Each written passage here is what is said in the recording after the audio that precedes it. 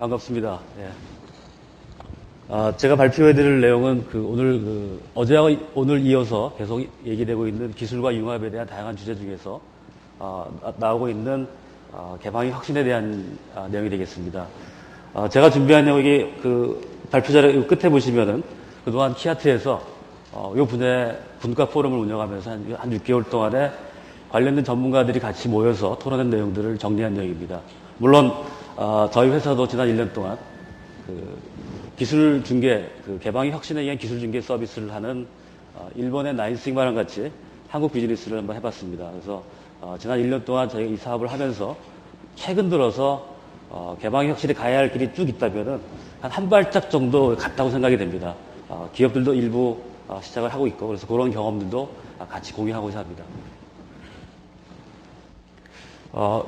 구성은 개방의 혁신에 대해서 많은 분들이 아마 들으셨고 또 실질적으로 일을 하고 있는 걸 알고 있습니다. 그래서 간단하게나마 개념 정의를 해보고 그리고 우리가 어떤 위치에 있는지 또 다른 나라는 어떻게 하고 있는지 그거를 살펴본 다음에 정책적으로 우리가 대응할 게 무엇인지를 같이 논의하고자 합니다. 그 같아서요. 개방 혁신에 반대되는 개념으로 지금까지 저희는 조직 또는 회사 내부에서 하는 폐쇄적인 혁신에 많이 의존해왔습니다. 다시 말해서 회사 내부에 있는 연구소가 모든 기술 개발을 해나가고 거기서 개발된 걸 다시 시장으로 내보내는 이런 모델이었었죠. 그렇지만 개방의 혁신은 회사 내부의 기술뿐 아니라 밖에 있는 기술을 갖다가 쓰기도 하고 또 안에 있는 기술을 밖으로 내보내기도 합니다. 또 더 특이한 거는 회사의 기술이 밖으로 나갔다가 거기서 양육이 되고 다시 회사로 들어오고 또 그게 활용이 되는 그런 다양한 패턴들이 그려지고 있습니다. 그래서 개방의 혁신은 폐쇄 혁신에 반대되는 개념이 아니라 폐쇄 혁신을 포함하고 있는 더 넓은 의미로 보는 게 맞을 것 같습니다. 개방의 혁신을 가장 잘 설명하는 하나의 사례를 본다면은 네덜란드의 필립스의 연구소를 보면 될 것 같습니다. 1999년도, 90년도 후반까지 이 필립스 연구소는 울타리가 쳐져 있는 아주 폐쇄된 공간에서 그들만의 연구를 해왔습니다. 내부에 약 1,500명 정도의 연구개발 인력들이 있었고요. 그러던 것이 2003년도에는 스스로 연구소의 벽을 허물고 현재 2008년도에는 약 50여 개 국가에서 온 75개 기업들이 참여하는 7,000명 이상의 전문가들이 모여있는 하나의 하이테크 캠퍼스화되어 있습니다. 벽을 허물고 내 것도 보여주고 남의 것도 같이 공유하는 이런 오픈된 공간으로 탈바꿈했다는 거죠. 결국 개방의 혁신이라는 것은 사람과 사람 간의 이동, 또 지식과 정보의 이동 이런 것들이 가장 기본이 아닌가 생각이 됩니다. 재밌는 거는 개방 혁신을 처음 말씀한 헨리 체스브로 교수도 오픈 이노베이션 용어를 썼을 때는 하버드 대학 교수였지만 오픈 비즈니스 모델로 바꾸면서 지금은 버클리 대학 교수로 옮겼습니다. 그만큼 전문가들의 교류나 이동이 이렇게 활성화되고 있다는 거죠. 네덜란드 사례에서 볼 수 있는 것은 연구 개발하는 사람들만 모여 있는 게 아니라 기업과 연구소 또 기술의 사업화를 담당하는 사업화 지원 컨설팅 또 R&D에 대한 투자를 하는 벤처들, 벤처 캐피탈들 이런 이해관계자들이 다 한 장소에 모여서 혁신을 이끌어 나가는 일종의 리저널 핫스팟으로 바뀐다는 점이 되겠습니다.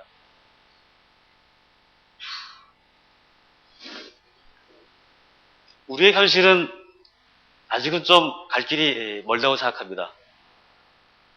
어떻게 보면은 저희가 그동안 이렇게 산업 발전을 해서 신흥공업국으로서 세계적으로 위상을 떨치고 있는 것도 사실은 작게 본다면은 좁은 의미에서 개방의 혁신의 성공 사례를 볼 수 있습니다. 저희 기업들은 초창기부터 글로벌 시장에서 경쟁을 할 수밖에 없었고요. 그 과정에서 해외에 있는 좋은 기술을 갖다가 모방 개발하고 상용화해서 지금까지의 산업 발전을 해왔습니다. 어떻게 보면 개방의 혁신에 더 선도적인 역할을 한국 기업들이 많이 했다는 거죠. 근데 그 당시에 가능했던 것은 외국으로부터 좋은 비즈니스 모델이 뭔지를 우리가 눈으로 확인할 수 있었고 또 상대적으로 그런 기술들을 확보하는 게 어렵지가 않았습니다. 하지만 지금은 쉽게 공유가 안 되는 측면도 있고요. 또 하나는 R&D 역량이 저희가 갈수록 올라가면서 역량이 쌓이면서 오히려 더 혁신에 대한 공유가 잘 안 되는 그런 부정이 나타나고 있습니다. 자료에도 나와 있듯이 직접 자기가 개발하지 않은 것에 대한 불신, 또 모든 기술은 다 안에서 착용하게 된다는 그런 또 강박관념, 이런 것들이 갈수록 팽배해지고 있고요. 진짜로 좋은 기술들이 어디에 있는지에 대해서도 사실 정보가 많이 부족합니다. 거기에 대한 노력도 상대적으로 부족하고요. 또 상대적으로 대학이나 기업 또는 공공기관에 기술의 상용화를 담당하는 전문 조직과 기관들이 있지만 그분들의 역량도 상대적으로 아직 미약합니다. 끝으로 가장 중요한 것 중에 하나가 저희가 벤치마킹을 통해서 이렇게 성장하다 보니까 남들과 똑같은 출발선상에서 진짜로 새로운 것들에 대한 비즈니스를 기획하고 그거에 대한 혁신을 이끌어 나가는 데 있어서 저희들 경험이 상대적으로 부족하다는 게 큰 장애 요인이 아닌가 생각이 됩니다. 그래서 신문 기사를 제가 그대로 한번 따봤는데요. 유럽에서 오픈 이노베이션을 많이 이렇게 강의하고 이런 사이트를 운영하는 벨기에의 벤 하버베크 교수가 진단한 결과를 인용한다면은 저희가 한중일 중에서 중국보다도 더 훨씬 개방 혁신이 안 되고 있다, 뭐 이런 평가를 받고 있습니다. 개방 혁신을 통해서 중복 투자를 줄이고 뭔가 보다 시행착오를 줄이고 비용을 줄여나가면서 또 있는 기술 자산을 더 성과를 극대화된다는 측면에서 뭔가 저희 나름대로의 특단의 어떤 대안이 필요한 시기가 아닌가 생각을 해봅니다. 관련해서 선진국 사례들을 제가 몇 가지, 국내를 포함한 사례를 몇 가지 같이 보도록 하겠습니다. 애플의 아이팟은 워낙 얘기가 많이 됐기 때문에 아마 친숙하게 생각이 됩니다. 토니 파델이라는 당시에 미국 필립스에 근무하던 혁신적인 아이디어맨이 필립스의 경영진을 설득하지 못한 채 애플에 가서 아이팟 모델을 설명을 합니다. 다행히도 애플로부터 그 사업에 대한 서포트를 받게 되죠. 그래서 애플사는 총 35개 기업으로부터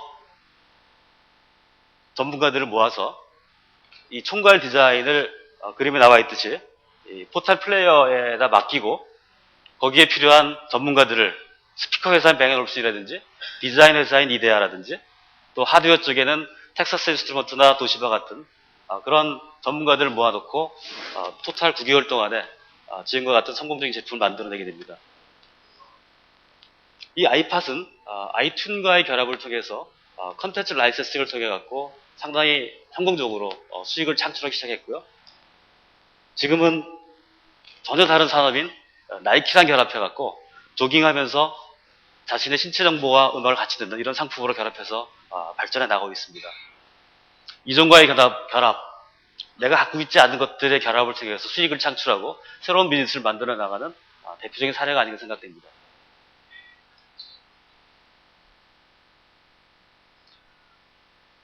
아직은 저희는 뭐 이렇게 활성화되진 않았지만 국내 기업들도 많이 행보를 빨리 하고 있습니다.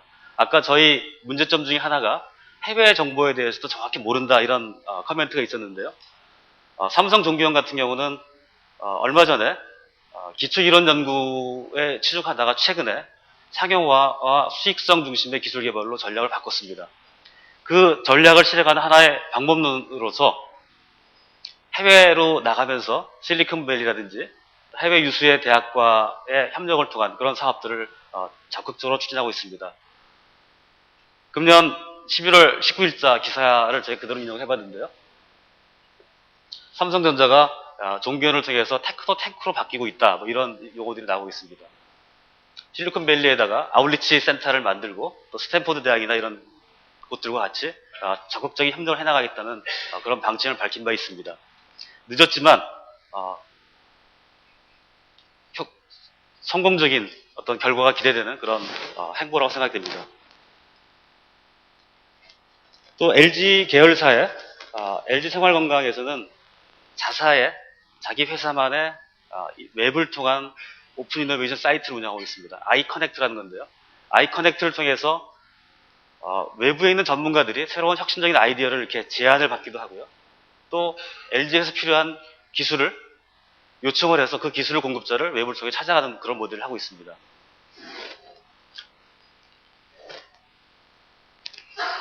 LG 생활건강은 아이커넥트를 기초로 해서 자사의 연구소하고 마케팅 조직을 주로 활용을 하고 기술에 대한 아이디어는 발명가나 뭐 필요하다면 예술가도 포함이 됩니다. 밖에 있는 대학교와 또 벤처 연구소 기업들, 또 글로벌 네트워크를 이용하고요.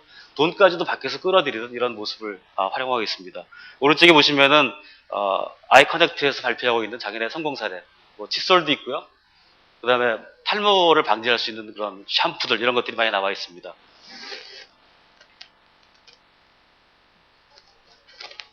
민간 기업뿐 아니라 정부 차원에서도 이 개방의 혁신을 구축하기 위한, 지원하기 위한 다양한 제도나 어떤 지원 사업들이 추진되고 있습니다. 대표적인 게 영국 정부가 후원하고 있는 Knowledge Transfer Network이 되겠습니다. 이 KTN은 영국 정부가 기술 전략 위원회에서 총 25개의 핵심 전략 기술을 뽑고 그 기술 하나하나에 대해서 KTN을 만들어서 KTN 내에 기업과 연구소, 또 투자자, 법률, 자문, 벤처 캐피탈, 컨설팅 회사 모든 이해관계자들이 다 참여할 수 있는 그런 사이트를 만들어서 오프라인과 온라인의 커뮤니티를 지원하고 있습니다. 저희도 물론 각종 위원회들이 있지만 저희 위원회는 상당히 폐쇄된 전문가만의 소수의 위원회지만 이 KTN 사이트에는 관심 있는 사람이라면 누구나 다 참여할 수 있게 오픈되어 있습니다. 집단 지성을 활용하는 형태가 되겠죠. 그래서 이 KTN에 참여함으로 인해 갖고 이해관계자들 간의 네트워킹을 하고요. 또 서로 간의 정보와 지식을 공유합니다. 대학과 연구소는 시장에서 원하는, 기업이 원하는 게 뭔지를 확인을 하고 또 기업들은 대학과 연구소의 첨단 기술에 대한 동향을 확인합니다. 그리고 정책에 대한 아이디어 내기도 하고요. 그래서 정부 관계자들한테 정책적 제언도 하고 또 거기에 나와 있는 투자자들을 통해서 기술의 사업화 필요한 재원을 확보하기도 합니다. 상당히 성공적으로 추진되고 있는 그런 정책 지원 제도라고 생각이 됩니다. 이것뿐 아니라 민간 조직에서도 상당히 다양한 형태의 개방의 혁신의 사례와 경험들을 공유하는 이런 장을 많이 활용하고 있습니다. 코-디벨롭먼트라는 것은 오픈 이노베이션의 국제 일종의 그 커미션입니다. 2002년부터 해서 지금까지 총 내년까지 따지면 총 9번의 컨퍼런스가 열리고 있는데요. 자료에 보시다시피 코-디벨롭먼트 2010년은 내년 1월 달에 1월 하반기에 아리조나에서 열리게 됩니다. 여기서는 그 개방 혁신을 실천하는 정부의 정책 당국과 또 연구소들, 대학과 기업, 벤처 캐피탈, 컨설팅 회사 사람들이 와서 자신의 사례를 발표하고 또 같이 공유합니다. 거기서부터 비즈니스를 만들어 가기도 하고요. 누가 후원하냐면은 둘 다 민간 쪽입니다. 기술 정보 및 기술 경영에 대한 정보를 제공하는 매니지먼트 라운드 테이블이라는 회사하고 또 우리로 따지면은 프로젝트 개발 관리 협회 이 두 군데가 주축이 돼서 이런 사업을 이끌어가고 있습니다.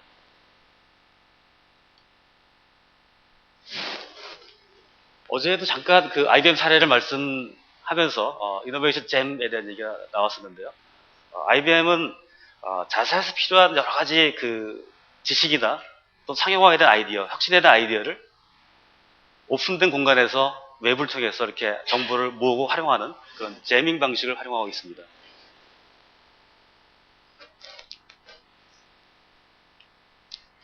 짧게는 3, 4일에서 길게는 뭐 일주일 정도 특정한 주제를 정해놓고 그 주제에 대해서 웹상에서 회사의 직원뿐 아니라 직원들의 가족들, 또 고객들, 또 외부의 전문가들이 다 참여하는 형태의 브레인스토밍 장을 만들어서 거기서부터 필요한 혁신의 아이디어를 얻고 또 실행 전략을 짜기도 합니다.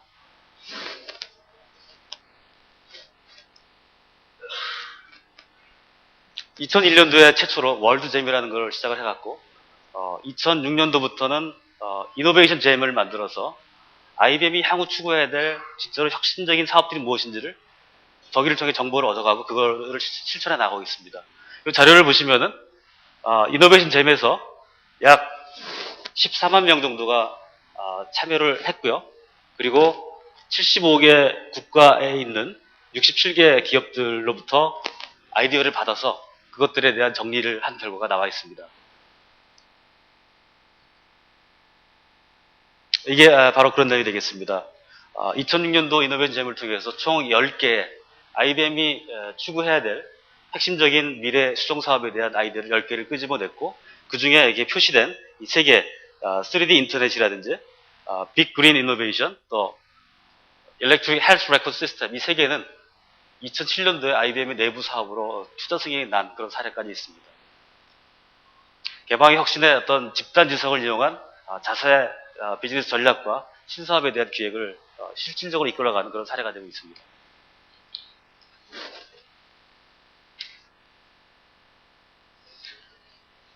개방의 혁신을 잘하기 위해서 결국은 나한테 필요한, 수요 기업에 필요한 기술을 누가 정확히 잘 줄 수 있을 것인가, 그거를 찾는 게 아마 가장 중요한 첫 번째 출발점이 아닌가 생각이 됩니다. 그런 의미에서 개방의 혁신의 방법에 근거한 기술 중개업체들, 테크놀로지 인터미디어 업체들도 많이 활성화되고 있습니다. 대표적인 사례가 이노센티브하고 나인시그마가 되겠습니다. 이런 기술 중개업체가 가능성이 있는 하나의 가정은 기업이 자기 전문 분야에 대해서는 누가 파트너가 될 수 있다는 걸 잘 알겠지만 새롭게 시작한 사업에 대해서는 진짜로 어느 분야에 누가, 어느 나라에 누가 있는지 그거를 확인하기 무지 어렵습니다. 그래서 라이트 파트너를 찾는 것 자체가 굉장히 힘든 일이고 시간이 많이 걸리는 일인데 저런 것들을 웹을 통해서 아주 쉽게 코스트를 줄여가면서 빨리 찾아준다는 장점이 있습니다. 나인시그마 같은 경우는 전 세계에 약 170만 명 정도의 전문가 네트워크를 확보하고 있으면서 수요 기업이 원하는 기술 공급자들 연결시켜주고 있습니다.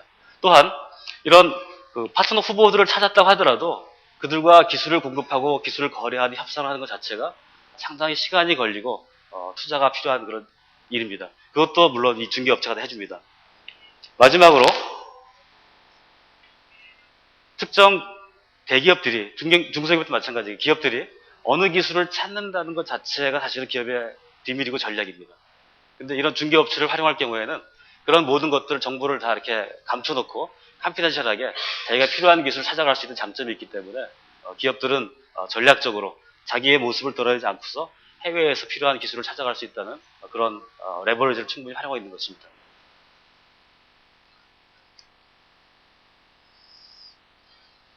이제 사례를 많이 또 살펴봤고요. 저희 나라 차원에서 그럼 어떤 식으로 우리가 대응을 할 것인지를 세 가지로 한번 정리를 해봤습니다. 이 그림에서 왼편은 기술을 공급해 나가는 업스트림 쪽이고요. 오른쪽은 기술의 상용화의 사업화를 하는 다운스트림으로 보시면 될 것 같습니다. 그래서 크게 이 전체 혁신 시스템 안에서 어떻게 하면 개방의 혁신이라는 것 자체에 대한 이해도를 높이고 앞에서 모두에서 말씀드린 NIH라든지 NSH 신드롬을 줄일 수 있는 방법이 무엇인지를 찾는 게 첫 번째 과제로 생각이 되고요. 두 번째는 서로 잘 모르는 이 양 집단 간의 브리칭 시스템 어떻게 잘 만들어줄 거냐. 서로 정보를 공유할 수 있게 해주고 또 중간에 거래 조직을 어떻게 활성화시킬 것인지. 끝으로 세 번째는 우리나라의 정보 R&D 사업이나 이런 기술 개발 사업들이 대부분 다 R&D 기획에서부터 시작해서 상용화로 가는 이런 순방향 혁신이라면은 개방의 혁신은 거꾸로 시장에서 필요한 사업 아이디어를 줄 수 있는 기술자 찾아가는 역방향 혁신이 되겠습니다. 그래서 그런 역방향 혁신에 의한 시범 사업을 한번 해보는 게 어떻겠냐 이렇게 세 가지로 잘 해봤습니다. 하나하나 대해서 좀 더 자세하게 말씀드리겠습니다. 먼저 컬처럴 베리어를 어떻게 줄일 거냐. 저희가 앞에서도 말씀드렸듯이 나인시그마라는 기술 중개 회사랑 같이 한국에서 공동 마케팅을 1년 동안 해봤습니다. 근데 그때 느꼈던 것 중에 하나가 많은 기업들이 개방의 혁신에 대해서는 많이 이해하고 있지만 또 잘 모르는 오해가 많이 있습니다. 연구소에 가서 개방 혁신 얘기하면은 상당히 이렇게 거부감을 갖고 이게 혹시 우리 연구 조직을 축소하기 위한 하나의 수단이 아닌가 그런 오해를 많이 받기도 합니다. 사실은 개방 혁신 그렇지가 않습니다. 연구소는 자사의 특정 전문 영역에 더 집중할 수 있는 R&D 역량을 확보해야 됩니다. 결코 줄이는 게 아니라는 얘기죠. 외부의 지식을 활용한다는 게 내부 R&D를 위축하지 않다는 것에 대한 명확한 이해가 필요하고요. 그리고 그런 것들을 하기 위해서는 다양한 워크샵, 오늘 같은 포럼도 좋은 사례가 될 것 같습니다. 교육 훈련도 필요할 것 같고요. 그렇지만 조직 내부에서도 이해해야 될 게 있습니다. 개방 혁신은 자동으로 되는 건 아닙니다. 먼저 내 것만 관심 갖는 게 아니라 밖에 있는 전문가들이 어떻게 일을 하고 있는지에 대한 모니터링을 해야 됩니다. 거기에 노력이 투자가 필요하겠죠. 새로운 포커스가 필요하고요. 또 외부 기술을 활용할 수 있는 그런 네트워크가 필요합니다. 회사 내부에서 구축하시든지 아니면 중개 조직을 쓰든지, 그리고 마지막으로 내부와 외부 기술을 효과적으로 잘 활용할 수 있는 역량을 조직 내부에 갖춰야 됩니다. 현재 기술 중개 업체들은 R&D 투자가 연간 1,000억 이상이 되는 큰 대기업들만 고객들로 삼고 있습니다. 그 이유 중에 하나가 이 개방의 혁신이라는 게 외부 기술을 갖다 쓴다는 것 자체가 비상 갖다 쓸 수 있는 게 아니라는 거죠. 그걸 활용할 수 있는 역량이 있을 때만 가능하다는 얘기 되겠습니다. 그래서 향후에 뒤에서도 일부 나오겠지만 정책적 지원이 필요한 분야는 중소기업들 대상으로, 중견 중소기업 대상으로 어떻게 그런 하부 구조를 만들어줄 거냐 하는 것들이 중요한 정책 과제가 아닌가 생각이 됩니다. 이런 큰 개념도 있지만 또 회사나 조직 내부에서도 OI 시스템에 대한 기본적인 단계를 밟아가면서 그런 장애를 없애는 것도 필요하다고 생각이 됩니다. LG그룹의 한 계열사는 외부의 기술도 물론 중요하지만 한 부서 내에서 다른 부서의 지식을 활용해서 문제를 푸는 이런 것들도 많이 활성화하고 있습니다. 근데 의외로 반응도 좋고 성과가 많이 나온다고 합니다. 그래서 내 부서의 일은 옆에서 무슨 부서, 다른 부서 알 수가 없었는데 이런 제도를 이제 운영하면서 부서 간의 커뮤니케이션도 더 잘 되고 또 거기에 대한 인센티브를 주면서 실질적이고도 가시적인 성과들이 지금 나타나고 있는 상황입니다. 또 하나는 미국의 클로락스, 이렇게 세제를 만드는 회사죠. 클로락스의 경우에는 모든 기술 개발에 있어서 테크놀로지 브로커리지 팀이라는 그 팀이 주축이 돼서 모든 혁신 과정을 다 총괄하는 그런 방법을 쓰고 있습니다. 그러다 보니까 연구소가 흔히 가질 수 있는 뭐 NIH 신도림이라든지 이런 것들은 아예 나타나지 않게 되는 거죠.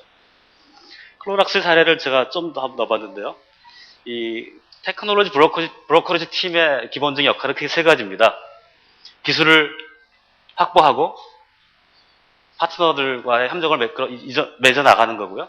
또 기술의 정보, 패턴트에 대한 서치라든지 이런 걸 통해서 기술 정보를 많이 찾고 있습니다. 그리고 실질적으로 시장에서 필요한 기술에 대한 개발까지도 총괄적으로 관리합니다. 기술 개발의 단계를 스테이지별로 봤을 때 노란색으로 표시되어 있는 패턴트에 대한 영역을 다 조사하고 또 그 다음에 위에서 프로젝트 팀이 이끌어 나가는 기술 개발의 어떤 도전 요인을 찾아가는 거, 이 모든 과정을 다 TBT 팀에서 리드해 나가기 때문에 NIH 신드롬이라는 것이 나오지 않는다는 그런 얘기가 나오고 있습니다. 우리도 클로락스의 사례를 봐서 알 수 있듯이 조직 내부의 이런 기술 정보, 첩보 내지는 기술 브로커리지를 제대로 할 수 있는 이런 전문 조직이 확보가 돼야 됩니다. 물론 회사 내부에서 모든 걸 다 하기는 어렵겠죠. 마찬가지로 외부에 있는 글로벌 파트너십, 나인스sigma나 이노센티브 같은 그런 기관들에 대한 활용도 더욱 활성화될 필요가 있을 것 같습니다.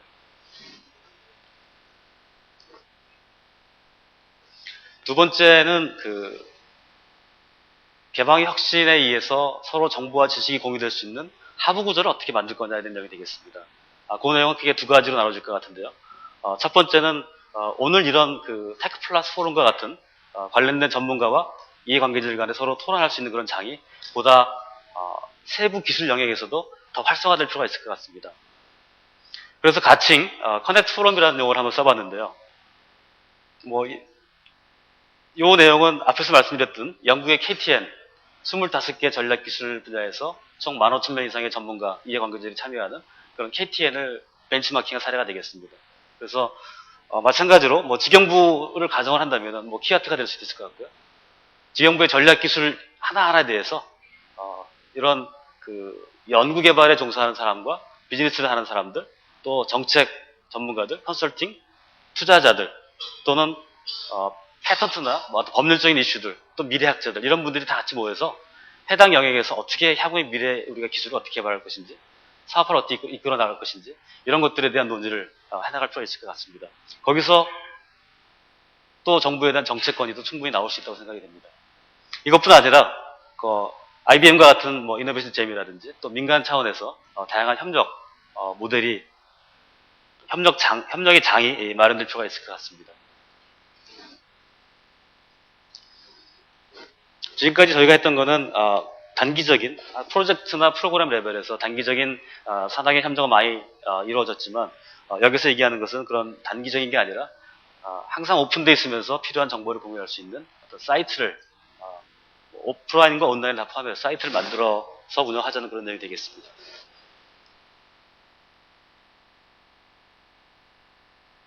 앞에서 저희 기술개발 중개, 테크놀로지 라이선싱 오피스 이런 역량이 부족하다고 말씀을 드렸는데요. 이 그림은 미국의 MIT 대학에서 MIT TLO가 그 MIT 교수들이 등록한 패턴트에 대한 사이테이션을 분석하면서 특정한 특허에 대해서 많은 기업들이 그 특허를 인용하면은 그걸 정밀조사에 들어갑니다. 들어가서 하나의 기업, 이 파란색으로 표시되는 건 한 기업입니다. 여기 잘 안 나와 있는데요. 시바게이기라는 이제 제약회사인데요. 한 기업이 특정 패턴트를 집중적으로 사이테이션 하면은 그 기업이 쓰고 있는 상품이나 또는 기술에서 MIT 교수가 출원한 기술이 혹시라도 도용되거나 돈 안 내고 쓰는 게 있는지 찾아갑니다. 찾아가서 거기에 대한 소송을 걸기도 하고 기술료를 받아낸다는 거죠. 대학의 티어로 이렇게 전문적으로 지금 깊이 있게 들어가고 있습니다. 저희도 삼성전자가 지금 공개는 안 돼 있지만 일리노이 대학 공대하고 지금 굉장히 큰 소송에 걸려 있습니다. 기업과 기업이 패턴트 소송에 걸리면은 많은 경우에 크로스 라이선싱으로 많이 풀어갑니다. 그렇지만 대학과 같이 실제로 사업을 하지 않는 non practicing entity들이 기업들에 대한 이렇게 패턴트를 가고 수를 걸면은 서로 방법이 없습니다, 진짜. 그래서 저희도 이렇게 당하고만 있는 게 아니라 저희도 그런 역량을 갖춘 TA로 역량을 강화가 절대적으로 필요한 시기라고 생각이 됩니다. 관련해서 이 자료는 작년에 그 산업기술연구소관 출연연의 TLO들 어떻게 역량을 키울 거냐에 대한 지경부의 어떤 기본 정책을 제가 약간 모디파이한 내용입니다. 단계별로 3단계의 전략을 얘기하고 있는데요. 그 첫 번째가 민간을 포함한 이런 기술 라이선싱 오피스들의 역량을 어떻게 키울 거냐 하는 게 가장 중요할 것 같습니다. 지금 일부 대학들, 고대 연대를 포함해서 대학들이 기술 지주회사를 설립하기 위해서 많은 노력을 하고 있는 것을 알고 있습니다. 과거보다는 많이 역량도 쌓였고 인적 기반도 좋아졌습니다. 그렇지만 아직도 좀 부족합니다. 그래서 정책적으로 진짜로 이렇게 변화하고 역량 개발에 대한 의지가 있는 TLO가 있다면 거기에 대한 어떤 선별적인 지원을 해서라도 좀 이끌어가는 그런 모습이 필요할 것 같습니다. 하나의 예로서 대학 평가에서 TLO 역량을 반영한다라든지 이런 아이디어들이 한번 검토될 필요가 있을 것 같습니다. 다행인 것은 지금 민간 또 기술 거래 회사들이 많이 활성화되고 있기 때문에 좀 시간이 지나면은 저희도 역량 측면에서 선진국 수준으로 곧 올라가지 않을까 이렇게 기대는 해보고 있습니다. 마지막이 되겠습니다. 앞에서 잠깐 말씀드렸듯이 그동안의 정부의 R&D 사업은 기술자들이 중심이 돼갖고 기술에 대한 아이디어를 갖고 R&D 기획을 하고 그게 기술개발 행토로 들어가서 이 기술을 받아갈 수요기업을 찾고 또 수요기업이 직접 하든지 아니면 이전을 통해서 사업화를 추진해 나가는 이런 순방향 모습이었습니다. R&D 기획이 잘못될 수도 있고요. 기술개발이 실패할 수도 있고 각 단계별로 실패 위험성이 존재합니다. 그렇지만 개방의 혁신의 가장 큰 기본적인 차이점은 이 기술로부터 시작하는 게 아니라 시장에서 서바이벌 할 수 있는 사업화 모델부터 출발한다는 게 가장 중요한 내용이 될 것 같습니다. 먼저 시장에서 먹힐 수 있는 사업 모델이 뭔지를 찾고 그 사업 모델이 그려졌을 때 그 사업을 하기 위해 필요한 기술 개발 아이템들을 찾아서 그 기술을 줄 수 있는 공급자들을 연결시켜주는 그런 모델이 되겠습니다. 단계도 좀 짧고 그래서 훨씬 성공률이 높다는 거죠. 한동안 저희 중견기업들 대표이사들을 만나면은 향후 5년 뒤에 우리가 뭘 어떻게 비즈니스 해야 될지 모르겠다. 지금 우리가 하고 있지만 그런 얘기를 많이 합니다. 그러면서 저희가 기술 경영 컨설팅 한다고 하면은 좋은 기술이 있으면 좀 주세요 하는 그런 부탁을 많이 받습니다. 그런 분들한테 저희가 기술을 직접 드려본 적이 많습니다. 그러면 그분들이 제일 먼저 꺼내는 말씀이 이 기술 확실합니까? 이렇게 물어봐요. 확실하면 제가 안 줍니다. 제가 직접 하죠. 그렇죠? 그 말은 지금까지 많은 중견기업 CEO들이 그 회사의 비즈니스 모델이라는 것은 확실한 비즈니스 모델, 선진국 걸 보고서 그거를 로컬라이즈 하는 게 거의 대부분이었다는 거죠. 근데 그런 경험만 갖고 있다 보니까 진짜로 기술을 줬을 때 가져가지 못합니다. 여기서도 R&D 기획할 때 민간 기업의 수요도 보고 다 합니다. 그렇지만 그 기업은 단순히 관심이 있다는 것만 표현하지 정확한 비즈니스 모델을 갖고 들어온 게 아니라는 얘기죠. 그러다 보니까 개발돼도 그냥 선번에 놓여 있는 그걸로 끝날 수밖에 없는 사례가 많이 발생한다는 겁니다. 성공 실패의 요인을 조사하면은 기술은 개발했지만 시장이 미성숙해서 안 됐다는 그런 얘기들이 많이 나옵니다. 전혀 상식적으로 이해가 안 되는 말이기도 한데 그 말은 그만큼 시장에 대한 기획이 없이 기술 개발을 하고 있다는 거라고 생각이 됩니다. 테크놀로지 푸시와 마켓풀이 다 있기 때문에 모든 걸 다 역방향으로 할 수는 없겠지만 개방의 혁신의 아이디어를 이용해서 역방향으로 한번 기술 개발 사업을 기획해서 그 상용화를 이끌어가는 것도 한번 해볼 수 있는 좋은 대안이 아닌가 생각을 해봅니다. 그 다음 슬라이드에 그 내용이 좀 구체적으로 표현이 되어 있는데요. 먼저 사업화를 추진할 수 있는 역량 있는 기업을 찾는 게 첫 번째로 생각이 됩니다. 그 기업은 자체적으로 기술 개발 모델이 있어야 됩니다. 그래서 비즈니스 모델의 타당성을 보고서 이 모델을 갖고 필요한 기술, 기업이 일부 갖고 있지만 부족한 기술을 기술 패키징화 해갖고 공급할 수 있는 공급자를 찾아갖고 그걸 사업화해 나간다면 현재보다 훨씬 높은 기술 개발 성공률을 이끌어낼 수 있을 것으로 생각이 됩니다. 이상으로 마치겠습니다. 감사합니다.